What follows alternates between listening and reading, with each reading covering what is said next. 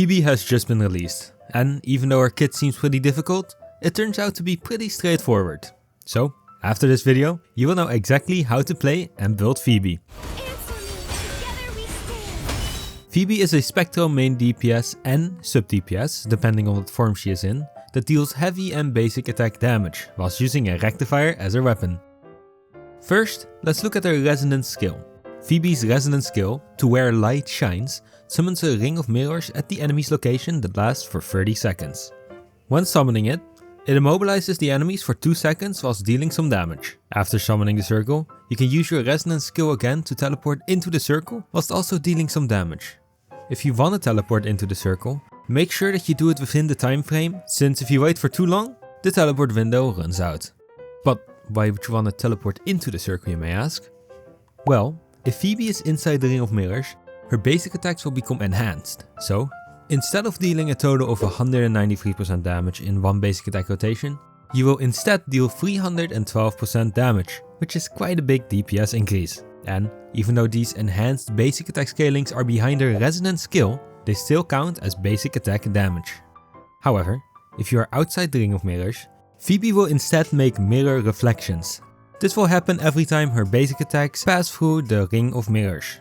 These mirror reflections deal a total of 30% damage to all enemies within the ring of mirrors, whilst also pulling the enemies to the center of the ring. This can happen every 0.5 seconds. And this damage is also counted as basic attack damage. Overall, being inside the ring of mirrors will deal quite a bit more damage, so I recommend that you will stay in the circle as much as possible. Also, the skill has a 12-second cooldown, which is important to know when we reach the weapon segment. Next up is her Forte circuit. This is Phoebe's Forte bar. Over time, it automatically fills up, which takes a total of 24 seconds. Once her Forte bar is full, Phoebe can consume it to enter one of two states. If you hold her basic attack, you will cast Absolution Litany, which is a small nuke that deals 638% damage, applies one Spectral Frazzle stack, whilst also making Phoebe enter the Absolution state. This is her main DPS mode. But if she instead holds her resonance skill, Phoebe will cast Utter Confession, which applies one Frazzle stack, whilst entering the Confession state, which will make her way better at applying Spectral Frazzle. This is her sub DPS mode. Both Absolution and Confession are quite important, so I will leave this text on the screen, in case you get confused by which mode is which. When entering either one of these states, Phoebe's Forte bar will switch out, turning into a new bar with 60 Divine Voice, which we will call points for simplicity. Only one of these modes can exist once at a time, and when Phoebe still has Forte points, she cannot cast Absolute Litany or Utter Confession. When in either state, Phoebe gains a special heavy attack called Star Flash, which she can cast after her third basic attack or after her dodge counter. This heavy attack will deal spectral damage whilst consuming 30 Forte points. However, this heavy attack gains certain effects when used in her different modes. In Absolution mode, Phoebe reduces the cost of Star Flash, which will now cost 15 Forte points, whilst also granting it a 256% damage amplification if the target has at least one Frazzle stack applied on him. And in Confession mode, Phoebe will instead apply 5 Spectral Frazzle on hit when using Star Flash. Don't worry about her Concerto energy, since when you use Utter Confession, Phoebe will gain 40 Concerto energy compared to the 10 she gets from using Absolution Litany. So, when using Confession mode, you will still generate enough Forte even though you're missing out on 2 Star Flash attacks. Next up, we have a Resonance Liberation. Give me strength. Dawn of Enlightenment. The standard version is a mini nuke dealing 401% damage. However, it gains an effect when Phoebe is in one of her modes. In Absolution, her Liberation increases the damage multiplier by 255%. And in Confession, Phoebe will instead apply 8 Spectral Frazzle to all enemies hit. So, you'll want to keep your Liberation for when you enter one of her modes. But we cannot forget her basic attacks. And although they look pretty, you'll basically never use them. Now, let's talk about her intro and outro skills. First, we have her intro skill. This deals a bit of damage whilst also knocking enemies back. And second, we have her outro skill. Phoebe's outro skill deals 528% damage, but it gains a special bonus when Phoebe is in one of two modes. In Absolution mode, Phoebe will increase the damage multiplier by 255%. And In Confession mode, Phoebe will grant a silent prayer buff to the resonator on the field. This buff reduces spectral damage resistance of nearby enemies by 10%, whilst also granting 100% spectral damage amplification. And when Spectral Frazzle deals damage, it will extend the Spectral Frazzle damage time by 50%. This buff lasts for either 30 seconds or when Phoebe swaps to Absolution mode. Now, for her inherent skills, both of these are really not that special. The first one makes her be able to cast her mid-air heavy attack one more time. And, just to show you, this is her mid-air heavy attack. So, it's cool for exploration, but nothing more. And her second one increases spectral damage by 12% when in either Absolution or Confession mode. But having pretty bad inherent skills doesn't mean Phoebe is a bad character. I mean, look at Jinshi. She gets 20% spectral damage bonus and 50% additional damage on her intro. But she is still a top tier DPS. Now, for her leveling priorities. I recommend leveling her Forte circuit first. This is where most of her damage comes from, which is her Star Flash heavy attack. Next up, you can level your Resonance, Liberation and Resonance skill. Both of these deal good amount of damage, with your Liberation being a nice nuke and your Resonance skill having the enhanced basic attacks in its scaling. And finally, you can level up your basic attacks and intro skill if you really want to. Give me strength. Phoebe's rotations are quite simple. First, you want to enter a damage mode. In Absolution, you want to cast your Resonance skill and teleport in to deal the maximum damage.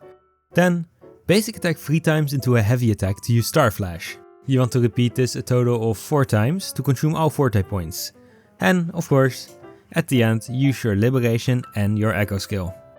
However, in Confession mode, you also want to cast your Resonance skill and teleport in to deal the maximum damage. But the main difference is that you will use your basic attack 3 times into a heavy attack a total of 2 times, since your Forte points will all be spent then. And, of course, at the end, use your Liberation and Echo skill. To the Sentinel. We have quite a few rectifiers in the game, so let's see which is best for Phoebe. Of course, first we have Phoebe's signature weapon, the Luminous Hymn.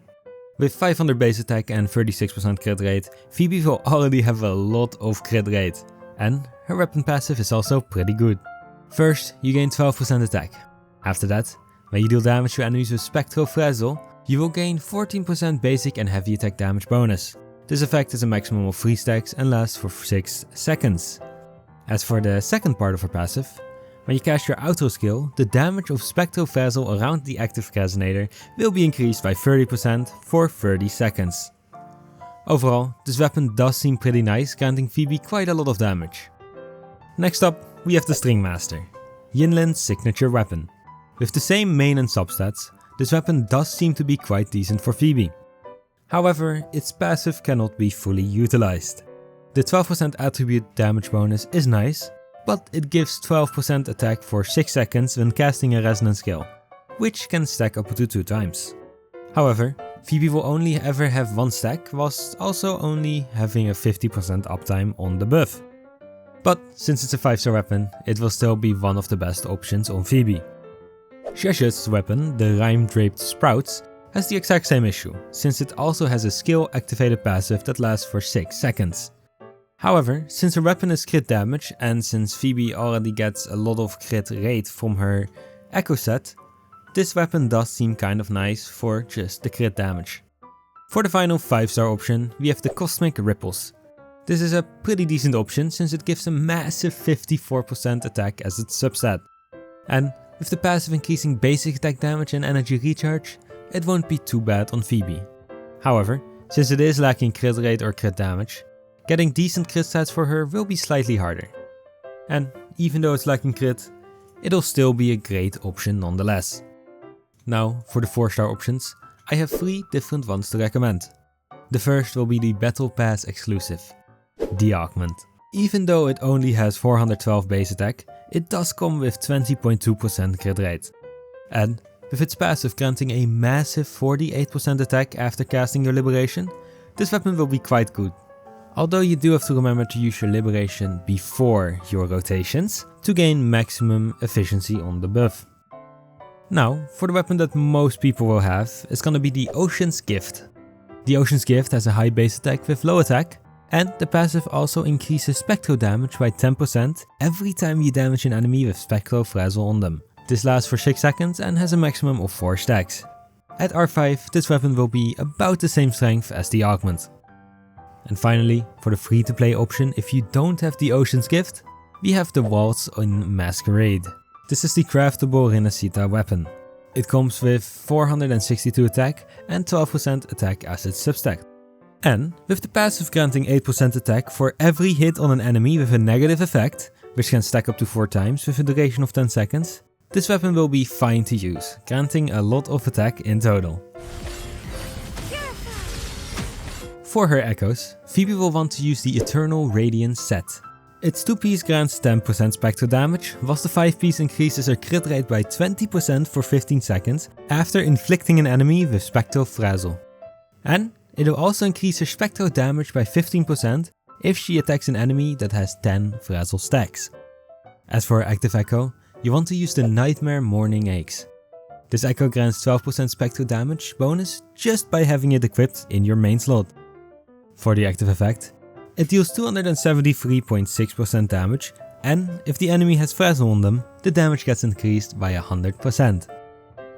For Phoebe, you want to run the standard 4-3-3-1-1 with these main stats.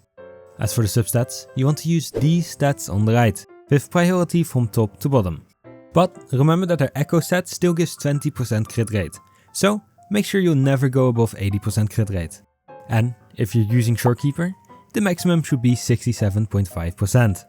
Phoebe's Resonance Liberation also has a low 125 energy requirement, so getting 20% energy recharge should be enough for her to cast her Liberation every rotation. Phoebe doesn't have a lot of teammates at the moment, since she'll want Spectro Frazzle to deal more damage on the enemies. First, let's take a look at Spectro Rover. Spectro Rover can be used both as a sub DPS, main DPS and support. First, let's look at her sub DPS capabilities. Rover can apply lots of Spectro Frazzle, whilst also keeping the Frazzle on the enemy for a longer period of time, since her forte skill grants Shimmer, which makes the enemy's Frazzle stacks not drop for 9 seconds. Besides this, she deals a good amount of damage whilst having pretty low field time. Next up is her main DPS playstyle. Because of Phoebe's Confession mode, you can run Phoebe as a sub DPS for Rover, since she grants Spectro Resistance Reduction and Frazzle Damage Amp. And since Spectro Rover deals quite a bit of damage, this will be pretty decent. Or you could run them both as a DPS, making it a dual DPS team. And finally, Rover as a support. With this build, you can use Rover as your healer by equipping the Rejuvenating Glow set on her. This is because her S4 heals everyone whilst using her Liberation. And since you'll be using her as a support, you can use a different sub DPS to buff Phoebe's damage even more. This is where Mortefi comes in. Mortefi buffs heavy attack damage, and that just so happens to be a big part of Phoebe's damage. Mortefi can bring a lot to the table besides his auto skill. He uses the Moonlit Cloud set, he has his S6 that increases everyone's attack by 20%, as well as access to the Static Mist, which increases the incoming Resonator's attack by additional 10%. With all these buffs, he will be without a doubt good for Phoebe. And finally, we have the healers. Shorekeeper, Farina and Baiji. All of these are good to use, with Shorekeeper buffing the most, Farina healing the most, followed up by Baiji, which is a great free to play option. Personally, I think that the healer Rover, sub DPS Mortefi and main DPS Phoebe team will be pretty good right now. But keep in mind that we are early in Renacida, so there will be more characters using and buffing the Spectro Frazzle mechanic down the line. Now let's take a look at Phoebe's sequences and determine whether they're worth it or not. Since this is usually getting skipped, I prepared an Excel sheet with the sequences, my opinion on the sequences, and the average strength which Phoebe gains from these sequences, so feel free to pause the video here and check these out if you want to. I personally love Phoebe's design, both visually and gameplay wise. And even though she is a mage, her attacks still feel like they are heavy hitting attacks. Even though Phoebe and Jinchi are both Spectro main DPSs, I don't think one power creeps the other, since they're both focusing on different ways to deal damage. However, Phoebe will be slightly more free-to-play friendly since she has the free event weapon as well as Spectro Rover. Thank you all so much for watching. If you enjoyed this video, may I recommend the video on the screen right now. I appreciate you all. Bye bye.